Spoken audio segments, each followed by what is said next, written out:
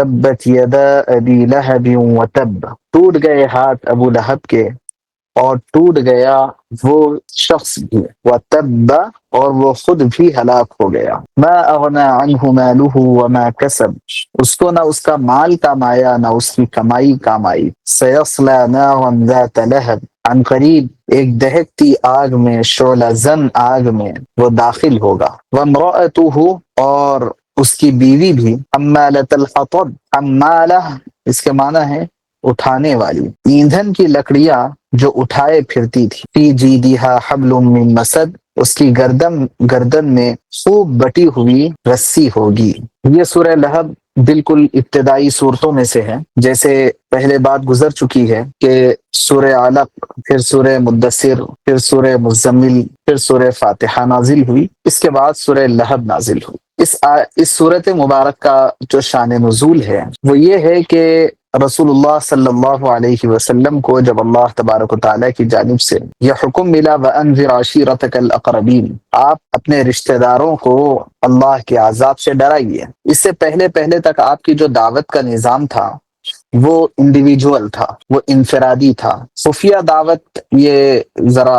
آپ کے شایع نشان محسوس نہیں ہوتا یہ لفظ، تو انفرادی دعوت کا نظام تھا، یعنی جو اپنی ملاقاتیں ہیں ان ملاقاتوں کے ذریعے سے دوست احباب کو دعوت دے لینا، تو ایک ایک سے مل کر کے ان سے ملاقات کر کے ان کو بات سمجھانا، یہ نظام اس سے پہلے تک کا تھا۔ لیکن جب آیت مبارکہ وَأَنذِرْ عَشِيرَتَكَ الْأَقْرَبِينَ نازل ہوئی تو اس آیت مبارکہ کے ذریعے سے رسول اللہ صلی اللہ علیہ وسلم کو حکم ملا کہ اب آپ علی الاعلان دعوت کا کام شروع کیجئے۔ تو جب علی الاعلان شروع کرنا تھا تو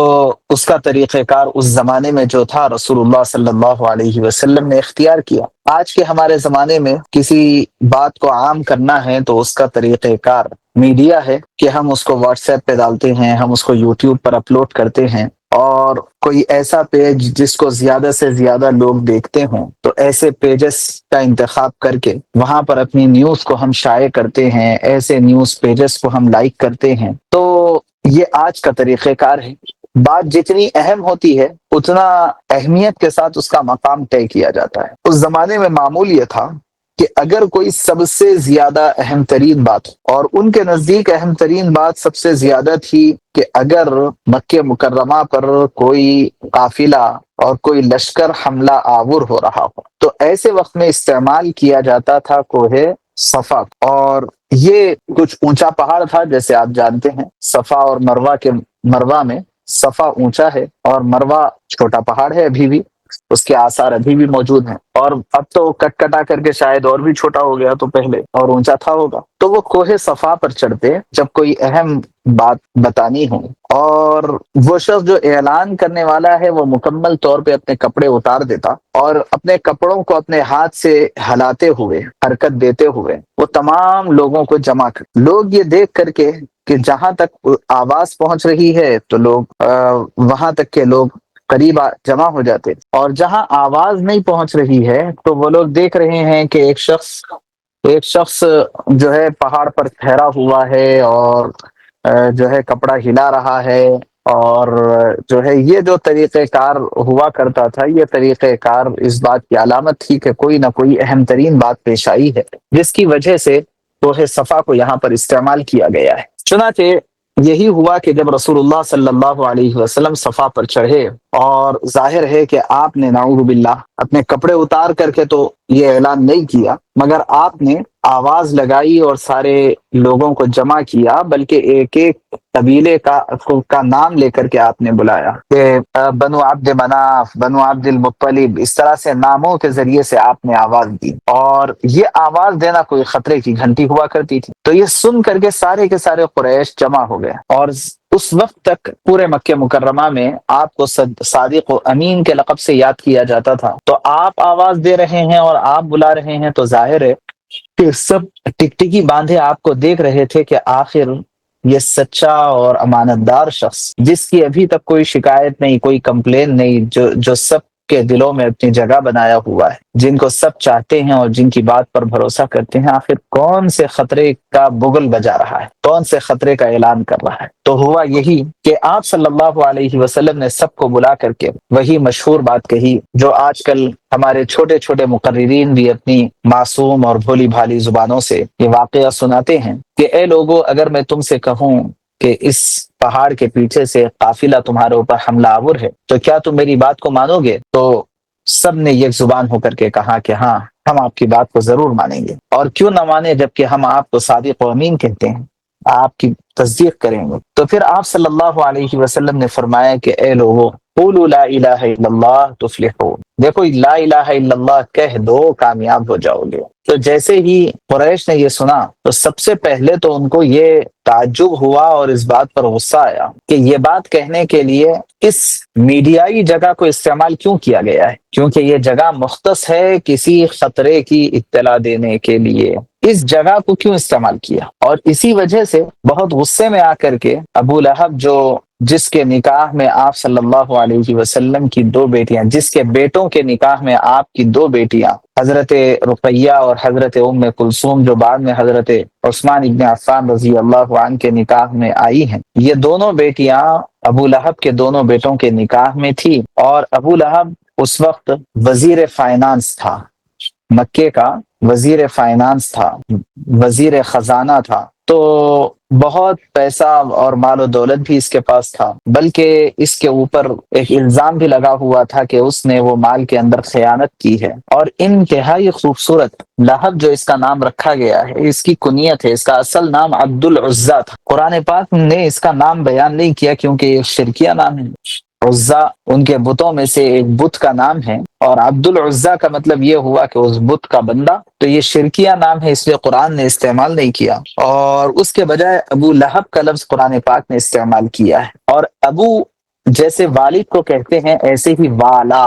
والا کے معنی میں بھی استعمال ہوتا ہے ابو، جیسے ابو ہریرہ بلی والا، حضرت ابو ہریرہ رضی اللہ عنہ کا نام دوسرا تھا، لیکن بلیوں کو پالنے کا بڑا شوق تھا، تو رسول اللہ صلی اللہ علیہ وسلم نے ایک مرتبہ کہا ابو ہریرہ، تو بلی والا، تو وہی نام پڑ گیا۔ حضرت علی رضی اللہ عنہ کو ایک مرتبہ رسول اللہ صلی اللہ علیہ وسلم نے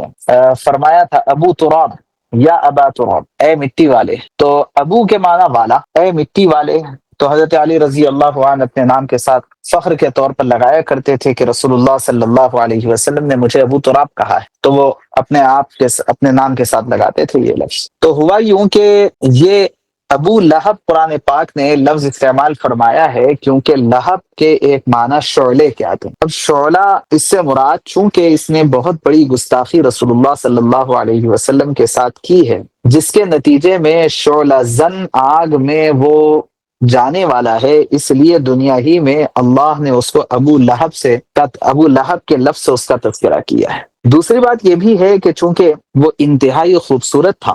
اور کہا جاتا ہے کہ اتنا خوبصورت تھا کہ گویا کہ اس کے جسم میں، اس کی رگوں میں دوڑنے والے خون کا اندازہ اوپر سے ہو جاتا تھا، یعنی انتہائی گورے جسم میں جو لالی تھی، وہ لالی کی وجہ سے ایسے محسوس ہوتا تھا گویا کہ جسم میں ایک قسم کی آگ لگی ہوئی۔ تو اس وجہ سے وہاں کے لوگ اس کو ابو لہب کے نام سے یاد کرتے تھے، اور اللہ نے ابو لہب اس لیے فرمایا کہ واقعی یہ جہنم میں جانے والا ہے۔ آپ صلی اللہ علیہ وسلم کا چچا تھا، لیکن بہرحال جس وقت آپ صلی اللہ علیہ وسلم نے سب کو جمع کیا اور جمع کر کے یہ کلمے کی دعوت دی، تو اس نے اچانک چھڑکتے ہوئے آپ علیہ السلام کو یہ جملہ کہا، تبا لک یا محمد لہذا جمعتنا، اے محمد تمہارے ہاتھ ہلاک ہو جائیں، تم ہلاک ہو جائیں، اسی وجہ سے کیا تم نے ہم کو جمع کیا ہے؟ یعنی یہی بات جیسے میں نے عرض کیا کہ اگر یہی بات کہنا تھا تو تم یہاں پر کیوں چڑھے، اور یہاں یہ طریقہ تم نے کیوں استعمال کیا؟ کیونکہ یہ طریقہ تو خاص طور سے کسی خطرے کی خبر دینے کا ہے، اور یہ کیا خطرہ ہے؟ لیکن آپ غور کیجئے کہ اس سے بڑا خطرہ کسی بھی شخص کے لیے کیا ہو سکتا ہے کہ وہ اپنے کفر کی وجہ سے ہمیشہ ہمیشہ کی جہنم میں جانے والا ہے۔ رسول اللہ صلی اللہ علیہ وسلم نے اس خطرے سے آگاہ کر کے ان سب کو جنت کی راہ دکھلائی، اور شرک و بت پرستی کے مقابلے میں توحید کی دعوت آپ صلی اللہ علیہ وسلم نے انہیں دی۔ تو جیسے ہی یہ لفظ اس نے کہا تو ظاہر بات ہے اللہ تبارک و تعالیٰ کا اصول ہے کہ اگر ہم کسی صحیح شخص کو بد دعا دیں گے جو صحیح کام کر رہا ہے، تو اس کو اگر بد دعا دیں گے تو وہ بد دعا پلٹ کر کے اسی شخص پر لوٹ جائے گی جس نے بد دعا دی۔ بد دعا دینے کے لیے سامنے والا بد دعا کا مستحق بھی تو ہونا چاہیے۔ اب صرف اس طرح سے بد دعا دے دینے سے کچھ ہوگا نہیں، لیکن ابو لہب کی یہ بد دعا اسی پر لوٹی، اور اسی کا تذکرہ کرتے ہوئے اور تسلی دلاتے ہوئے اللہ تبارک و تعالیٰ نے حضرت جبرائیل علیہ السلام کو بھیجا اور یہ صورت نازل فرمائی کہ اے محمد، آپ پریشان ہونے کی ضرورت نہیں ہے، فکر نہ کرو۔ ایسا مت سمجھو کہ میری دعوت پر مجھ کو، میرے منہ پر مجھ کو تانا دیا گیا اور میرے سامنے مجھے بد دعا دی گئی اور میرا اپنا چچا جو ہے میرا مخالف کھڑا ہو گیا۔ سب آپ کو پریشان ہونے کی ضرورت نہیں ہے، فکر کرنے کی ضرورت نہیں ہے۔ تبت یدا ابی لہب، ابو لہب کے ہاتھ برباد ہو گئے۔ اب یہاں ہاتھ برباد ہو جانے سے کیا مراد ہے؟ مراد یہ ہے کہ بہت سی مرتبہ برائی کے کام ہاتھوں سے ہوتے ہیں تو ہاتھ غلط کام کرتے ہیں لیکن پورا جسم اس کا خمیازہ بھگتتا ہے۔ یہ طریقہ عام طور پہ استعمال میں ہوتا ہے کہ فلاں شخص کے ہاتھوں نے یہ کام کیا ہے۔ قرآن پاک نے بھی بہت سی جگہ پر بما قدمت ایدیہم فرمایا، یعنی تمہارے وہ اعمال جو تم اپنے ہاتھوں سے آگے بھیجتے ہو، وہ اعمال۔ تو بہرحال بات یہ چل رہی تھی کہ بما قدمت ایدیہم قرآن پاک نے جگہ جگہ استعمال فرمایا ہے کہ تمہارے وہ اعمال جو تمہارے ہاتھوں نے آگے بھیجے ہیں۔ کیا مطلب؟ صرف ہاتھ ہی اعمال آگے بھیجنے والے نہیں ہیں، لیکن ایدی سے بہت سی مرتبہ پوری ذات مراد ہوتی ہے۔ ایسے ہی یہاں قرآن پاک نے فرمایا تبت یدا ابی لہب، ابو لہب کے ہاتھ برباد ہو گئے، وہ تب، اور وہ خود بھی برباد ہو گیا۔ مطلب صرف اس نے اے نبی آپ کو بد دعا دی ہو ایسی بات نہیں ہے، بلکہ وہ بد دعا اس کے اوپر واپس ہوئی اور اس کے نتیجے میں اسی کو نقصان ہونے والا ہے، اور واقعی بہت بڑا نقصان ہوا۔ یہ جب تک زندہ رہا اس وقت تک تو رسول اللہ صلی اللہ علیہ وسلم کو ممکنہ طور پر جتنی تکالیف دے سکتا تھا دیتا رہا، آپ کے خلاف بڑے بڑے منصوبے بناتا رہا، اور آپ صلی اللہ علیہ وسلم کو اور صحابہ کو بڑی تکلیفیں دیا کرتا تھا۔ لیکن ظاہر بات ہے کہ جب یہ بد دعا لگ گئی ہے تو اس کا اثر تو ہونا ہی تھا۔ غزوہ بدر میں یہ شریک نہیں ہوا۔ جب کفار و مشرکین غزوہ بدر سے مکہ مکرمہ کو واپس ہوئے اور جو ہے شکست خوردہ واپس ہوئے، ہار کر کے واپس ہوئے، اس وقت اس کے گلے میں ایک بیماری ہو گئی، ایک پھنسی ہو گئی، جس کو ان کے عربوں میں عدسہ کہا جاتا تھا، اور یہ ایک متعدی مرض تھا، ایک دوسرے کو لگنے والا مرض تھا، جس کی وجہ سے سارے لوگ اس مرض سے بچنے کے لیے ابو لہب کو ایک الگ سی کوٹری میں ڈال کر کے چھوڑ دیے تھے تاکہ اس مرض کا اثر دوسروں تک متعدی نہ ہو۔ بہرحال اسی مرض کے اندر یہ مبتلا ہوا اور تڑپ تڑپ کر کے اسی مرض میں یہ مر گیا، اور اتنا تعفن اور اتنی بدبو اس کے جسم سے پھوٹی کہ اس کے اپنے گھر والے تک بھی اس کے قریب نہیں گئے۔ مزدوروں کو بلایا اور ایک گڑھا کھدوایا اور لکڑیوں سے ڈھکیل ڈھکیل کر کے اس کی لاش کو اس گڑھے میں ڈال کر کے اوپر سے پتھروں سے اس گڑھے کو ڈھانپ دیا۔ اس طرح سے اس کا حشر ہوا، اس طرح سے اس کا نتیجہ نکلا، کیونکہ اس شخص نے رسول اللہ صلی اللہ علیہ وسلم کو بد دعا دی اور یہ بد دعا خود اسی کے اوپر لوٹ گئی۔ یہاں اللہ تبارک و تعالیٰ نے فرمایا ما اغنى عنہ مالہ وما کسب۔ یہ ہم سب کے لیے بہت اہمیت کی حامل ہے یہ آیت، کہ آپ دیکھیے کہ ہم میں بہت سارے لوگ ہوتے ہیں، ان کو بڑا فخر ہوتا ہے اس بات پر کہ میرے پاس پیسے کی کوئی کمی نہیں، اس وجہ سے مجھے کون نقصان پہنچا سکتا ہے۔ یہ ایک بہت بڑا دھوکہ بہت سارے لوگوں کو لگا ہوا ہوتا ہے، خاص طور سے جو پیسے والے لوگ ہیں وہ اس دھوکے میں پڑے رہتے ہیں، اور یہ ایسا دھوکہ ہے جس کے نتیجے میں وہ دین سے بھی بہت دور رہتے ہیں۔ اس کے پاس بھی مال و دولت بہت زیادہ تھا، بہت کچھ اس نے کما رکھا تھا، کوئی چھوٹا موٹا آدمی تھا نہیں، پیسے اور مال و دولت کے اعتبار سے بہت بڑا آدمی تھا، لیکن اور اسی مال و دولت کے نتیجے میں اسے غرور و تکبر تھا۔ اس لیے ہم سب کو اس بات کا خیال رکھنا چاہیے کہ کہیں ایسا نہ ہو کہ ہمارا مال ہمیں راہ راست سے ہٹا دے، ہمارا مال ہمارے اندر غرور و تکبر پیدا کر دے، کہیں خدا نہ خواستہ ایسا نہیں ہونا چاہیے۔ اس وجہ سے ہم کو اس بات کا لحاظ رکھنا ہے کہ مال اگر آئے تو صاف ستھرا آئے اور صحیح طریقے کے ساتھ آئے۔ ابو لہب کا جو مال تھا اس مال نے اس کو دھوکے میں رکھا اب آج کے دن جب کہ اس کو بیماری میں مبتلا ہونا پڑا، اور کل کو جب اس کو جہنم میں جانا پڑے گا، تو ما اغنا عنہ مالہ، اس کا مال اسے کچھ کام نہیں آیا، اور نہ ہی اس کی جو کمائی تھی وہ کمائی اسے کچھ کام آئی۔ سیصلی نارا ذات لہب، ان قریب شعلہ زن آگ میں وہ داخل ہوگا، مرنے کے بعد وہ شعلہ زن آگ میں داخل ہوگا۔ اور صرف یہ نہیں، اس کی بیوی ام جمیل جس کا نام تھا، قرآن پاک نے سورہ سورہ تحریم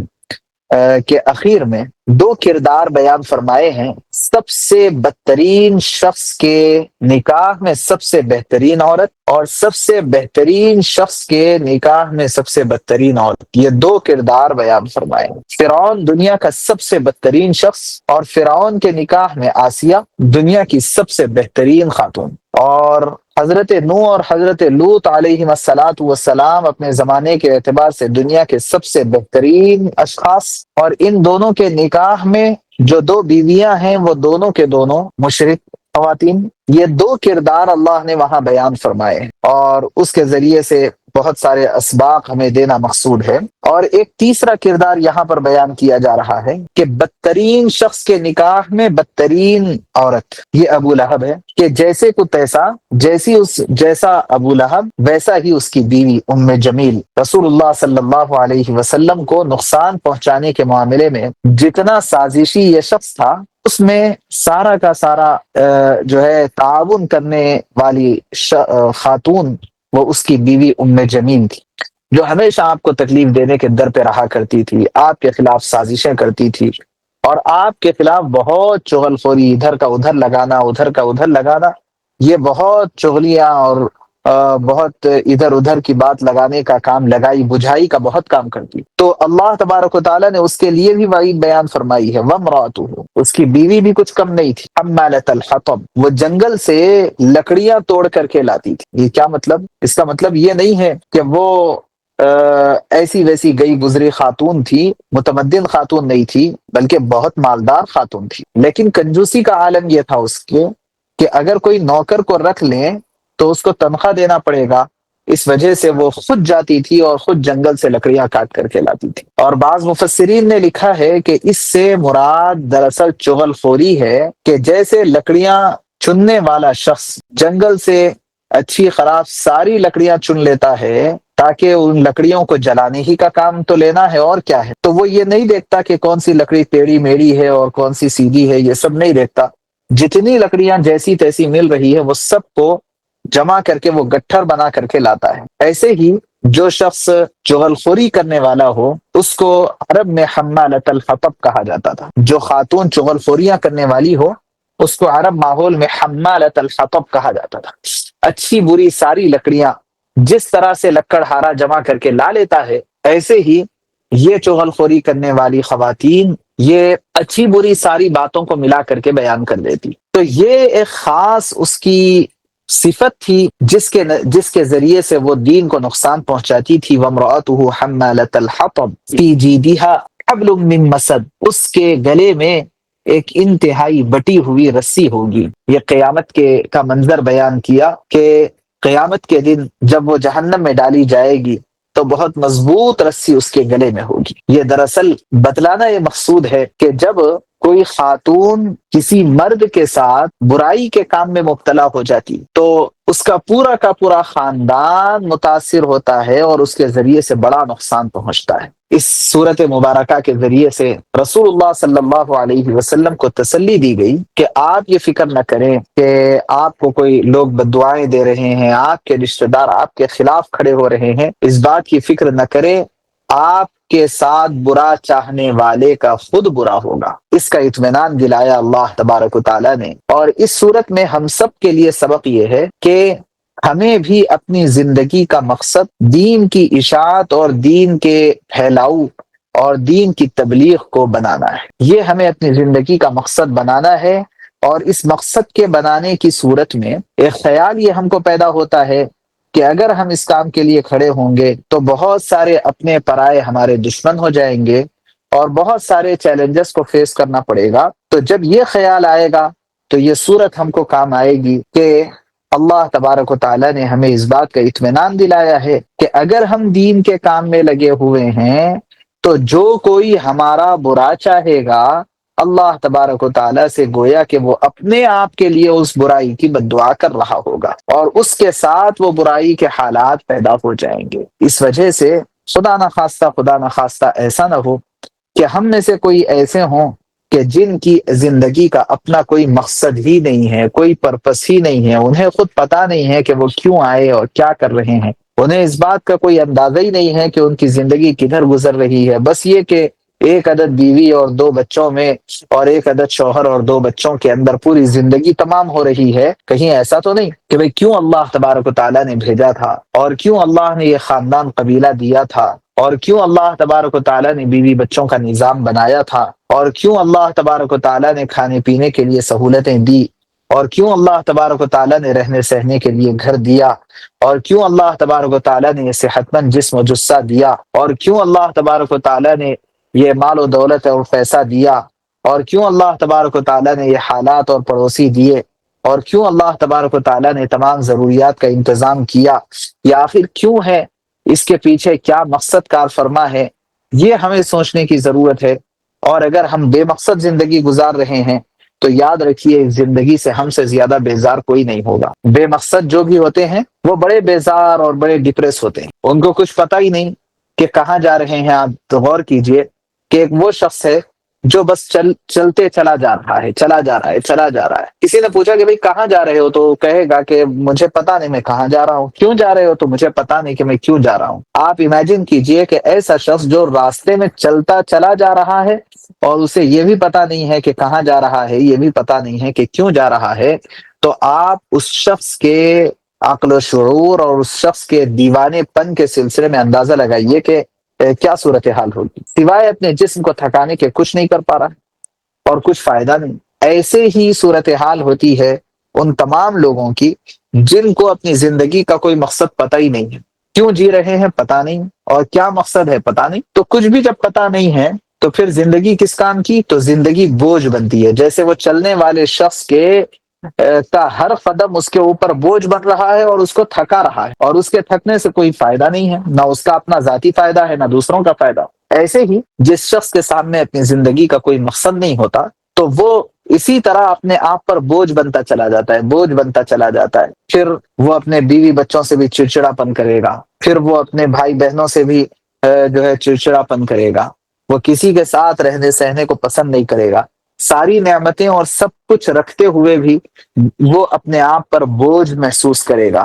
اور اپنی زندگی سے وہ خود بیزار ہو جائے گا۔ اور جب یہ صورتحال ہوگی تو پھر جینے کا کیا مزہ ہے، تو وہ یہ چاہے گا کہ مجھے اس زمین کے اوپر رہنے سے بہتر یہ ہے کہ اس زمین کے نیچے چلا جاؤ۔ لیکن وہ شخص جس کے سامنے ایک مقصد ہے، ہر لمحہ اور ہر وقت کے لیے اس کے پاس کام ہے اور ایک سوچ ہے کہ مجھے کوئی ایک بڑے ٹاسک کو اچیو کرنا ہے اور بڑے مقصد میں کامیابی حاصل کرنا ہے، اور وہ سب سے بڑا مقصد یہی ہوتا ہے کہ ہم میں سے ہر ایک یہ طے کر لے کہ میری زندگی سے، میرے اٹھنے بیٹھنے سے، میرے چلنے پھرنے سے، میرے کھانے پینے سے اور میرے گفتگو اور بات چیت سے لوگوں کو صحیح راستہ ملتا رہے اور لوگ صحیح رخ کے اوپر جاتے رہیں۔ میں جیسے چل رہا ہوں یا چل رہی ہوں، میں جیسے کھا رہا ہوں یا کھا رہی ہوں، ہر چیز دراصل ایک انوائرمنٹ کریٹ کرتے رہتے ہیں، ایک ماحول بناتے رہتے ہیں، اور ہماری ہر بول کا اور ہماری ہر ادا کا معاشرے کے اوپر ایک اثر اور رنگ چھوٹتا ہے۔ اب یہ رنگ جتنا چھوٹتا رہے گا، معاشرہ اتنا رنگین ہوتا چلا جائے گا۔ ہمارے معاشرے اور سوسائٹی میں جو رنگ جتنا زیادہ پھیل رہا ہے، ایک شادی ہوئی اور شادی کے اندر بہت زیادہ بینڈ باجا رہا، تو کیا ہوا، وہ بینڈ باجا بج رہا ہے تو اس کے نتیجے میں یہ بینڈ باجا اس سوسائٹی کے اندر اپنا ایک رنگ چھوڑ رہا ہے کہ اس کی وجہ سے اس شادی میں شرکت کرنے والے بہت سارے نوجوان لوگ یہ سوچنے لگے کہ ہم بھی اپنی شادی کے اندر یہ بینڈ باجا رکھیں گے، تو کیا ہوا، ہر ادا اپنی ایک رنگ چھوڑتا۔ ایسے ہی اگر کسی کوئی نکاح ہوا اور بہت سادگی کے ساتھ سنت طریقے سے ہوا اور سب ہنسی خوشی کھیل کود اور جو ہے ہنستے مسکراتے آئے اور بیٹھے اور نکاح کرے اور جو ہے رخصتی ہوئی اور سب چلے گئے، نہ کسی کو تکلیف، نہ کسی کو شکایت، نہ کسی کو کچھ نہیں، کیا نہیں، جب یہ صورتحال ہوئی تو یہ صورتحال اپنا ایک رنگ چھوڑے گی، اس کی وجہ سے سوسائٹی رنگین ہوگی۔ تو جو رنگ سوسائٹی کے اندر غالب ہوتا ہے وہ وہی ماحول سوسائٹی کے اندر بنتا ہے۔ اب اگر ہم یہ طے کر لیں کہ میرا بولنا اور میرا اٹھنا بیٹھنا، میری زندگی دراصل اس مقصد کے لیے میں طے کر لوں کہ اللہ کے جتنے بندوں تک ہو سکے ان بندوں تک میں قرآن کا اور حدیث کا اور شریعت کا اور دین کا پیغام پہنچا سکوں، زبان سے پہنچا سکتا ہوں پہنچاؤں، انگریزی میں پہنچا سکتا ہوں پہنچاؤں، تیلگو اور اردو میں سے ہی جو زبان میری ہے وہ زبان سے پہنچا سکتا ہوں پہنچاؤں، نہیں تو میں جو کچھ عمل کر رہا ہوں یہ عمل بھی میری سوسائٹی کے اندر ایک رنگ چھوڑ رہا ہے۔ جب یہ عمل بھی رنگ چھوڑ رہا ہے تو اس عمل کے ذریعے سے میں سوسائٹی کے رنگ کو درست کرنے کی کوشش کرتا رہوں گا، اور جب میں کروں گا، میرے بچے کریں گے، میرے افراد خاندان کریں گے، تو یہی ایک پورا محلہ ہو گیا۔ اور جب سارے لوگ ایسا سوچتے رہیں گے تو اس کے نتیجے میں دنیا کے اندر بہت ساری صلاح اور اچھائی پیدا ہو جائے گی۔ تو یہ جو مقصد ہے زندگی کا، اگر ہم اس مقصد کو لے کر کے آگے چل رہے ہیں، اس مقصد کے اندر جو کوئی رکاوٹ بن رہے ہیں تو ان کے لیے الٹیمیٹم ہے اللہ کی جانب سے کہ جو صحیح راستے کے اندر رکاوٹ بن رہے ہوں تو اللہ تبارک و تعالی جو رکاوٹ بن رہے ہیں انہی کو اللہ تعالی روک دیتے ہیں، اور جو صحیح راستے پر چل رہا ہے وہ ان حالات سے اور کانٹوں سے اور جو ہے پریشانیوں سے اور یہ خراب راستوں سے آگے بڑھ کر کے وہ پھر آگے نکل جاتا ہے۔ اس لیے اس صورت سے دو سبق ہم کو ملے ہیں۔ پہلا سبق تو یہ کہ جب صحیح کام کرنے کے لیے کھڑے ہوں گے اور اپنے مقصد پر کاربند ہوں گے تو حالات آئیں گے ضرور، چیلنجز کو فیس کرنا ہے، چیلنجز کو مینیج کرنا ہے، چیلنجز کو اپارچونٹیز میں کنورٹ کرنا ہے۔ ایسا نہیں کہ کسی چیلنج کو دیکھ کر کے ہم پیچھے ہٹ جائیں، یہ طریقہ نہیں ہے۔ یہ ہمیں یہ صورت سے پہلا سبق ملتا ہے۔ دوسرا سبق یہ ملتا ہے کہ جب ہم کام شروع کریں گے اور کام کرتے رہیں گے تو دوسرے بہت سارے اپنے ہمارے مخالف ہو جائیں گے، اس سے بھی ہمیں پیچھے نہیں۔ تیسرا سبق ہم کو اس کے ذریعے سے یہ ملتا ہے کہ جب ہم کام شروع کریں گے تو اس کے نتیجے میں جو رکاوٹیں ہم کو روکنے کے لیے آئے گی ان سے ڈرنا نہیں ہے، بلکہ وہ رکاوٹ پیدا کرنے والوں کو ڈرنا چاہیے کہ کہیں اس کا اثر خود میرے اوپر نہ پلٹ جائے۔ چوتھا سبق ہم کو اس واقعے سے یہ ملتا ہے، اس صورت سے یہ ملتا ہے کہ اگر کسی حق کام سے روکنے میں دامے درمے قدمے اس کے گھر والے بھی اس کا ساتھ دے رہے ہوں تو وہ گھر والے بھی اس جرم کے اندر برابر کے شریک ہوں گے۔ اس لیے گھر والوں کو چاہیے کہ اگر شوہر غلط کام کے اندر ملوث ہو تو اس کو منائیں، سمجھائیں، کسی بھی اعتبار سے کسی بھی لیول سے اس کا تعاون اور اس کو اپریشیٹ نہ کرے، ورنہ اس کے جرم میں یہ بھی شریک ہو جائے۔ پانچویں اور آخری بات یہ ہے جو ہم کو اس صورت سے سبق ملتا ہے، وہ یہ کہ اگر کوئی دین کے کام میں رکاوٹ بنتا ہے تو آخرت میں جو اس کو نقصان پہنچنا ہے وہ تو پہنچے گا ہی، لیکن دنیا میں بھی اس کو بہت ہی برے انجام کا سامنا کرنا پڑے گا۔ اللہ سے دعا ہے اللہ ہم سب کو توفیق عمل نصیب فرمائے۔